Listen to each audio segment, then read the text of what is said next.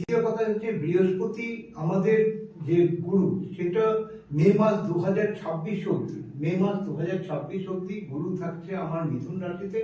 তারপরে কিন্তু বৃহস্পতি কিন্তু উচ্চ হয়ে যাচ্ছে, মানে কর্কট রাশিতে গেলে বৃহস্পতি উচ্চ হয়। তাই জন্য নমস্কার, আপনারা দেখছেন জেসি নিউজ প্লাস এবং আপনাদের সঙ্গে রয়েছি আমি ইমন মুখার্জি।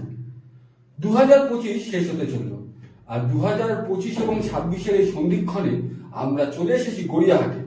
এবং আজকের এই বিশেষ পর্বে আমাদের সঙ্গে রয়েছেন পণ্ডিত শ্রী কল্পতরু মহারাজ। ওনার সম্পর্কে বলতে গেলে বলা যায় একজন মাল্টি ট্যালেন্টেড মানুষ। উনি একাধারে ইঞ্জিনিয়ার, একাধারে বাস্তুবিদ এবং অবশ্যই অ্যাস্ট্রোলজার। আজকের এই বিশেষ পর্বে ওনার সঙ্গে আমরা কথা বলবো এবং জেনে নেব 2026 আমাদের সকলের জন্য কেমন যাবে। দেখতে থাকুন জেসি নিউজ প্লাস। আপনারা দেখছেন জেসি নিউজ প্লাস এবং এই বিশেষ পর্বে আপনাদের সকলকে স্বাগত। আজকে আমরা পেয়ে গেছি বাস্তুবিদ, জ্যোতিষ এবং ইঞ্জিনিয়ার, একজন বলা যেতে পারে মাল্টি ট্যালেন্টেড মানুষ শ্রী কল্পতরু মহারাজকে আমাদের সঙ্গে। ওনাকে প্রথমেই ধন্যবাদ জানাবো ওনার গুরুত্বপূর্ণ বা মূল্যবান সময় আমাদের সঙ্গে শেয়ার করার জন্য। এবং আজকের এই বিশেষ পর্ব আমরা জেনে নেব আগামী 2026 আমাদের সকলের জন্য কেমন যাবে। আমাদের অনুষ্ঠানে কল্পতরু মহারাজকে আমরা স্বাগত জানাই। Sir, welcome to our channel. Thank you sir. Sir, প্রথমেই আমি আপনাকে কৃতজ্ঞতা জানাই আমাদের জেসি নিউজ প্লাসের তরফ থেকে যে আপনি আমাদের জন্য সময় বার করেছেন। আমরা জানি আপনি খুব ব্যস্ত মানুষ, কিন্তু আমি এবং আমাদের সকলেরই একটা জিজ্ঞাসা আছে। 2025 শেষ হতে চলবে এবং 2026-এর এই সন্ধিক্ষণে আমরা দাঁড়িয়েছি, মানে প্রাক্কালে। এই 2026 আমাদের জীবন মানে কি কি নতুন জিনিস নিয়ে আসতে চলেছে জীবনে? প্রথমে বলি দর্শক বন্ধু আর জেসি নিউজের কে অনেক অনেক ধন্যবাদ কি উনি আপনারা আমাকে এখানে ওয়েলকাম করেছেন। প্রথম জিনিস যেটা আপনাদের অবগত করার, এই 2026 সন যেটা আসছে, এই 2026 সনে আপনার এখানে আমরা অ্যাস্ট্রোলজিক্যালি যা কিছু ক্যালকুলেশন, গণনা যা কিছু করি অ্যাস্ট্রোলজিক্যাল আসপেক্ট দিয়ে, যার মধ্যে মেইন হচ্ছে স্যাটার্ন, শনি, বৃহস্পতি, রাহু, কেতু। আর তো ন্যাচারালি তার কারণটা কি হচ্ছে, শনি হচ্ছে আপনার 2.5 বছর স্লো প্ল্যানেট, 2.5 বছর মুভমেন্টের সময় নেয়। আর তাই জন্য এই আগামী বছর আমাদের যে শনি মীন রাশিতে সারা বছর থাকবে। আর এই সারা বছর থাকার জন্য মীন রাশিতে আমাদের কিন্তু দুটো দিক দেখতে হবে। একটা হচ্ছে আমরা কলকাতায় বাস করি আর চলছে, ঠিক করছে, তাই তো? তো আমরা প্রথম জিনিস যেটা বলবো কি, কলকাতায় আমরা বাস করি, কলকাতা নিয়ে একটা আমরা আলোচনা করব, তারপরে আমরা পুরো ভারতবর্ষ, তারপরে পৃথিবী, ওয়ার্ল্ড। কিন্তু অ্যাস্ট্রোলজিতে একটা জিনিস মোটামুটি একই হয়। তো আমাদের প্রথম জিনিস যেটা আপনাকে বলে রাখি, 2026 সনে স্যাটার্ন আপনার থাকছে মীন রাশিতে। আর আপনার রাহু আর যে কেতু আছে, রাহু থাকছে কুম্ভে আর সিংহে থাকছে আপনার কেতু, ঠিক আছে? সিংহতে কেতু আছে।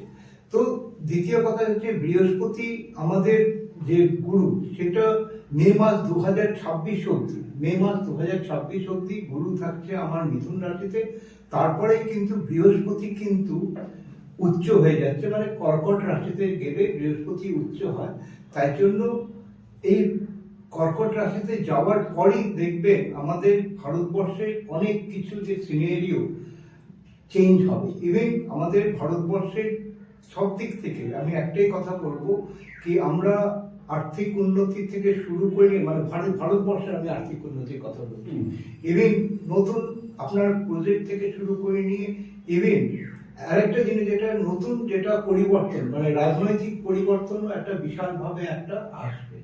সেটা সেই ক্ষেত্রে আপনাকে একটাই কথা বলবো কি, টাইমিং আমাদের 2025 নানান ধরনের মিশ্রণ গেছে। এখানে 2025 সন যেটা ছিল সেটা মঙ্গলের ছিল, কিন্তু আমাদের এই যে 2026 সন যেটা হচ্ছে, এটা হচ্ছে সূর্যের। কিন্তু 2026-কে যদি আমরা অ্যাড করি, তো সূর্য কি হচ্ছে সবচেয়ে পাওয়ারফুল প্ল্যানেট। আর সূর্য আমাদের যে চেঞ্জ হয়, প্রতি মাসে চেঞ্জ হয়, চন্দ্র 2.5 দিনে চেঞ্জ হয়, আর মঙ্গলও আপনার, শুক্র এগুলো কিছু দিনের জন্য চেঞ্জ হয়।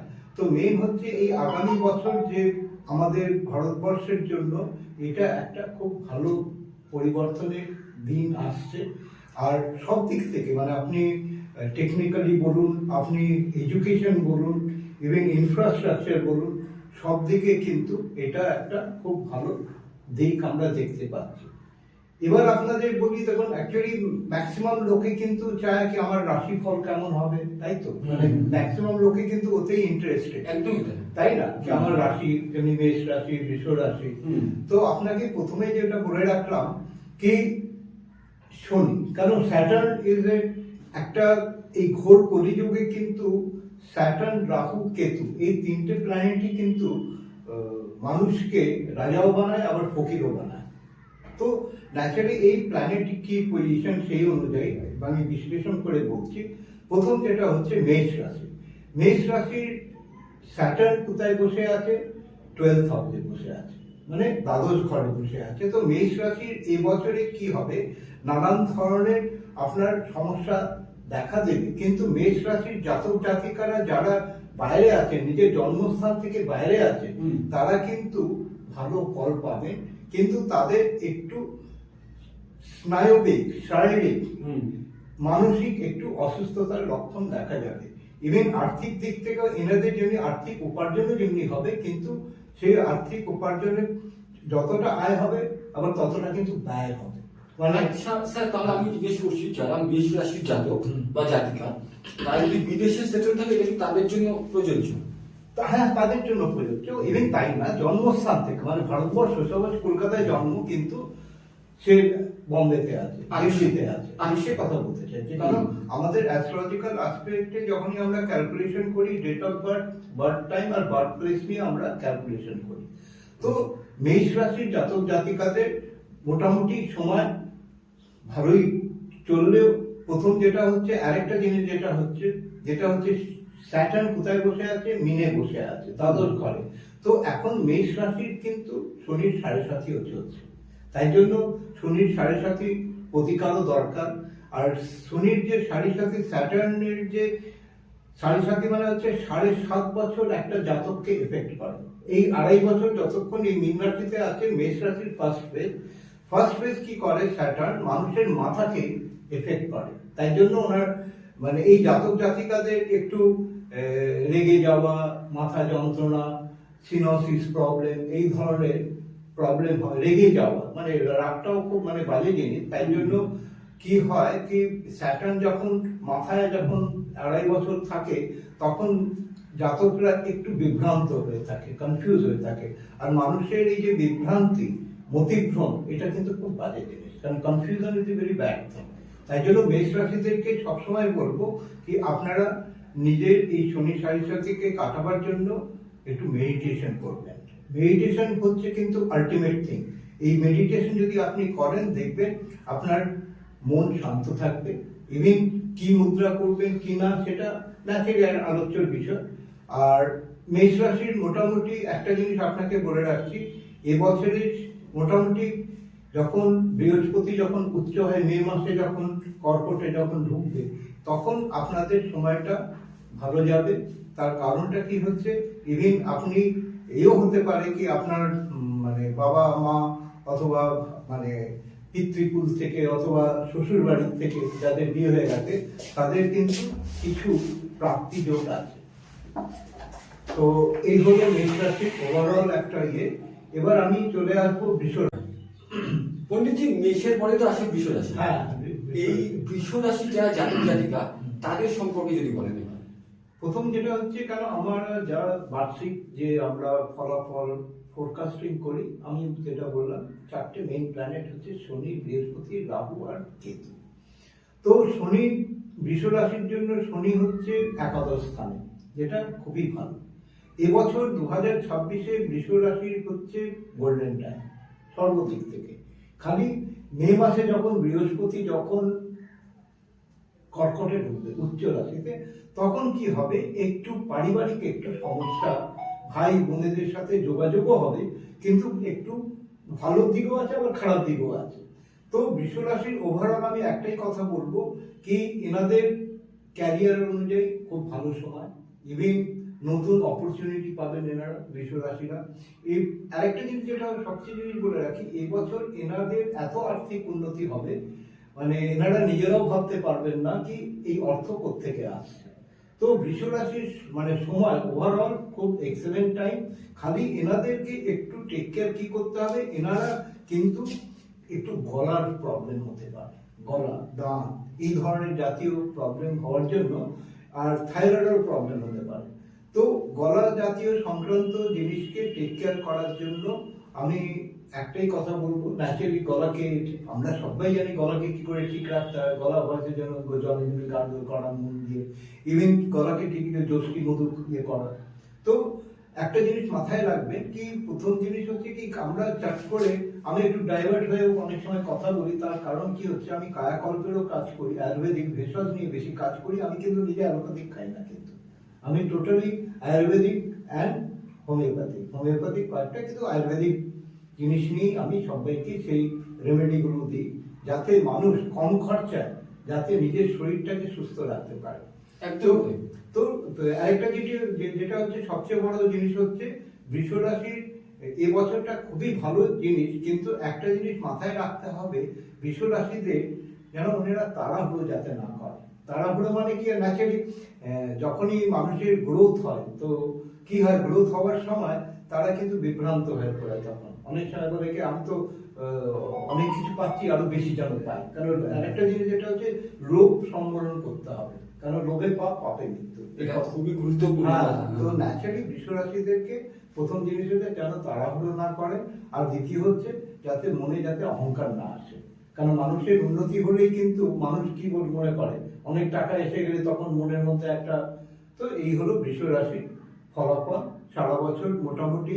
মানে 2026-এ বৃষ রাশি হচ্ছে বেস্ট রাশি, কর্মের দিক থেকে, সব দিক থেকে, পরিবর্তনের দিক থেকে এনারা অনেক অপরচুনিটিও পাবেন, কিন্তু ইভেন নতুন ব্যবসার দিক থেকে, নতুন চাকরির দিক থেকে, ইভেন মানে ম্যারেজ মানে নতুন মানে যারা মানে সম্পর্কে যাচ্ছে, নতুন রিলেশনশিপে, তাদের জন্য এটা খুব ভালো সময়। অর্থাৎ পণ্ডিতজির মতে আগামী 2026 কিন্তু বৃষ রাশি, পার্টিকুলারলি বৃষ রাশি জাতক জাতিকাদের জন্য সব থেকে ভালো সময় আসছে।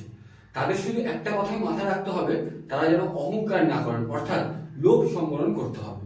তাদের কেরিয়ারের দিক থেকে উন্নতি, আর্থিক উন্নতি এবং অবশ্যই তাদের যদি নতুন সম্পর্ক হয় সেদিক থেকেও তারা লাভবান হবে।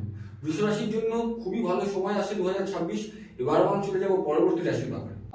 প্রথমেই 2026-এ যে ইভেন্টগুলো আমাদের মাথায় আসে তার মধ্যে অন্যতম হলো ফিফা ওয়ার্ল্ড কাপ, মানে 2026 ফুটবল বিশ্বকাপ। এই ফুটবল বিশ্বকাপকে কেন্দ্র করে সারা পৃথিবীর ফুটবল প্রেমীরা উন্মাদনায় থাকে। মানে তারা কিন্তু প্রতি 4 বছর অন্তর অন্তর এই ফিফা ওয়ার্ল্ড কাপের জন্য অপেক্ষা করে। আমরা পণ্ডিতজির কাছে জেনে নেব ওনার কি মত, এবার এই ওয়ার্ল্ড কাপ কারা জিততে পারে, কারা ভালো ফল করতে পারে এবং কোন দেশকে উনি এগিয়ে রাখছেন। পণ্ডিতজি, 2026-এ তো আবার ওয়ার্ল্ড কাপ চলে, এবার আপনার কিন্তু আবার এবছর ইভেন আর্জেন্টিনা, ব্রাজিল এরাও পার্টিসিপেট করবে অবশ্যই। কিন্তু এবার আমার যা ধারণা, যা প্রেডিকশন যে আছে, আপনার আর্জেন্টিনা এন্ড ব্রাজিল এই দুজনে কিন্তু দুজনের মধ্যে একজন ফাইনালে উঠবে আর একজন জিতবে। মানে আপনি বলতে চাইছেন এবার ল্যাটিন আমেরিকান দেশগুলো ইউরোপের দেশকে মানে টেক্কা দেওয়ার সম্ভাবনা রাখছে, এবং এই ব্রাজিল এবং আর্জেন্টিনা এত হট ফেভারিট হিসেবে শুরু করে, এদের সম্ভাবনা আছে ফাইনালে যাওয়া এবং বিশ্বকাপ জেতা। এবার কিন্তু এনারা কিন্তু ফাইনালে যাবে, দুজনের মধ্যে একজন যাবে না, আর একজন কিন্তু দুজনের মধ্যে একজন ওয়ার্ল্ড কাপ জিতবে এবার। পণ্ডিতজির এই প্রেডিকশন শুনে অনেক বাঙালির কিন্তু মন ভরে গেল। আমরা জানি বাঙালি কিন্তু দুই ভাগে বিভক্ত, বিশ্বকাপের সময় স্পেশালি হয় আর্জেন্টিনা নয় ব্রাজিল। আর ওনার এই বক্তব্য শুনে আমার মনে হয় ব্রাজিল এবং আর্জেন্টিনার বাঙালি সমর্থকরা অবশ্যই উচ্ছ্বসিত। এর পরের প্রশ্নে আমরা আসবো, যেটা বলছিলাম বাঙালি হিসেবে আমাদের সকলের মনে কৌতূহল রয়েছে। 2026-এ কিন্তু বিধানসভা নির্বাচন এসে গেছে, অর্থাৎ এই এপ্রিল মে মাসের মধ্যেই নতুন সরকার তৈরি হয়ে যাবে। আমরা সরাসরি পণ্ডিতজিকে জিজ্ঞেস করবো এই বছর বিধানসভা ইলেকশনে কি ফলাফল হতে পারে এবং অবশ্যই আমাদের মুখ্যমন্ত্রী মমতা বন্দ্যোপাধ্যায়ের ব্যাপারে। দর্শক বন্ধু, একটা কথা আপনাদেরকে বলবো, এবছর 2026 সন যেটা আছে, এবছর কিন্তু আমাদের মাননীয় মুখ্যমন্ত্রী মমতা ব্যানার্জির জন্য একটু টাফ টাইম আছে। এবার কিন্তু হাড্ডাহাড্ডি লড়াই হবে। হওয়া সত্ত্বেও কিন্তু এখানে আমি একটাই বলবো কি, এখানে আমি কিন্তু 50-50 চান্সেস দেব। আচ্ছা, কারণ এবার কিন্তু পরিবর্তন, আপনাকে বললাম বৃহস্পতি চেঞ্জ হচ্ছে আপনার মে মাসে। ঠিক আছে, আমাদের সরকারও কিন্তু গঠন হতে চলেছে মে মাসে। একদম তো বৃহস্পতি, কারণ আমরা গ্রহ অনুযায়ী করছি, আমি কিন্তু রাজনীতি করি না, আমার সাথে সবাই ভালো রিলেশন, কেন আমি পলিটিশিয়ান না, আমি একজন ইঞ্জিনিয়ার, অ্যাস্ট্রোলজার, বাস্তু এক্সপার্ট প্লাস ওয়েলনেস কোচ।